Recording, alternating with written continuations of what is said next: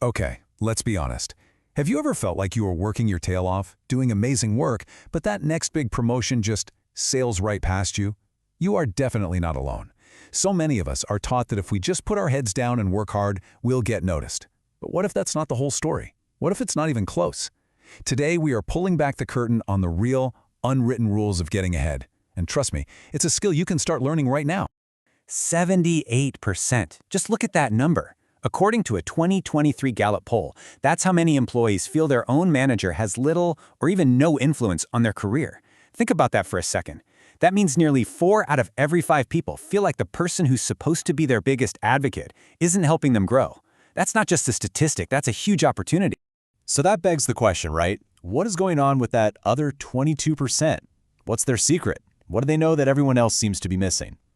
Well, it all comes down to this incredibly powerful and honestly widely misunderstood skill called managing up. And I'm willing to bet it's the exact opposite of what you think it is. Now, before we dive into what managing up is, we've got to bust some myths. Because there are these really dangerous ideas floating around that sound good on the surface, but are actually killing your chances of getting promoted.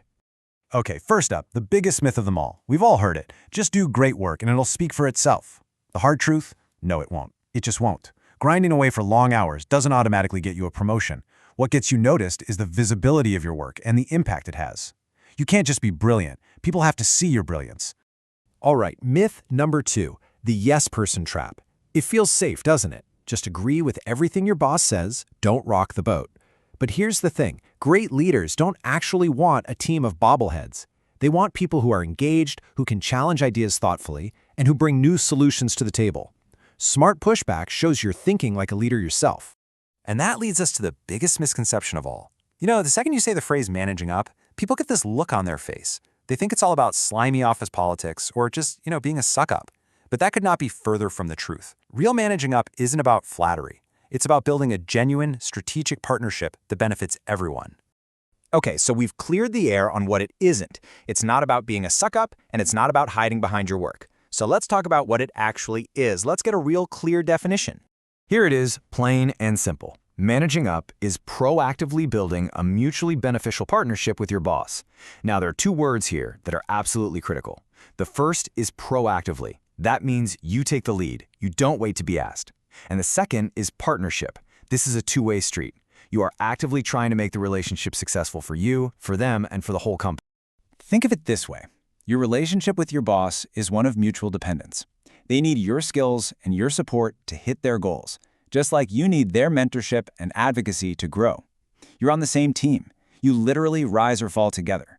Your job then is to make both of you more effective. All right, now that we know the goal is a partnership, let's talk about the things that can totally destroy it. These are some of the most common, absolute career-killing mistakes that even the smartest people make all the time.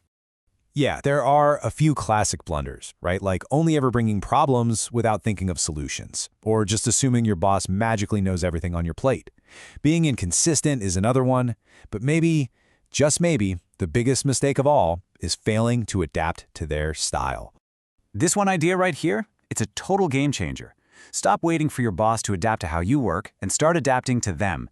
You have to communicate in their language. So for example, if your boss just wants the headlines, send them bullet points. If they love data, lead with the stats. Morning person, get those crucial updates to them before lunch. And if they hate surprises, and most do, then you need to over-inform them on your progress. This isn't about changing your personality, it's just about being a smarter communicator.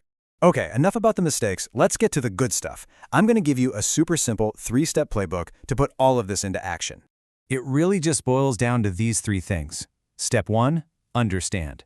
You have to get curious. Learn what your boss's goals are, what pressures they're under. Step 2, align. Frame your work and your ideas as the solution to their problems. Make it easy for them to say yes. And step 3, advocate. You have to proactively and consistently communicate the value you're bringing to the table.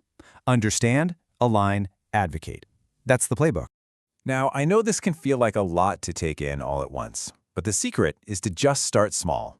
So, to get the ball rolling, I have a really simple, low-stakes challenge for you to try this week. Seriously, don't try to boil the ocean. Just pick one thing. Your goal for this week is to clarify one single expectation with your boss. Or maybe the next time a problem pops up, take 5 minutes to brainstorm one possible solution before you talk to them. It's these small, consistent actions that build up over time to create huge results. Let's end on this, because it's the most important reframing of all. Managing up is not about managing your boss. It's about managing your own impact. It's about taking control, writing your own professional story, and putting yourself, finally, in the driver's seat of your own career.